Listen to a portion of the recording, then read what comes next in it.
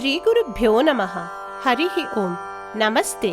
In today's video, we shall be learning to chant the 14th shloka of the Hayagriva Stotram and understand its meaning. First, let us see it word by word. Manogatam pashyati yassada tvam manishinam manasa rajahamsam swayam purobhava vivada bhajaha kinkurvate tasya giro yatharham.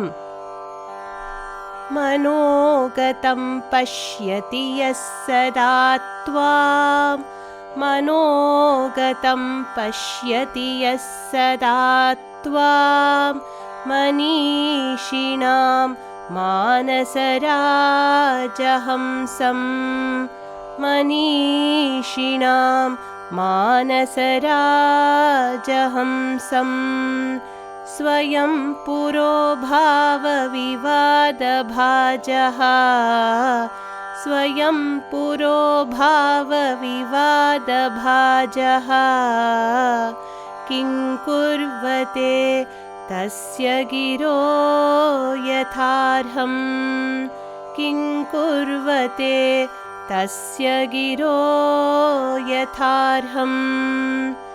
Manogatam pashyati yassada tvam manishinam manasarajahamsam swayam purobhava vivada bhajaha kinkurvate tasya giro yatharham.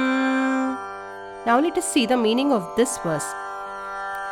Yaha sada manishinam manasarajahamsam manogatam pashyati.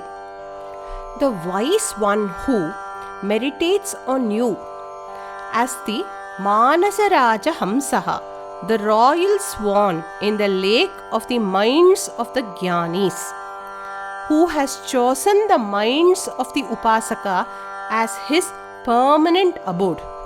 For such a person, Tasya Giraha Swayam Purobhava Vivada Bhaja Yatharham Kinkurvate. All the Vidyas manifest on their own and start competing with each other to serve such a person. Thus, your devotee becomes a master of all the Vidyas effortlessly. The fruits of meditating upon the sacred form of Lord Hayagriva is covered in this shlokam. May we thus meditate on Swami Hayagriva to grant us Vak Shakti. Shri Hayagrivam Upasmahe.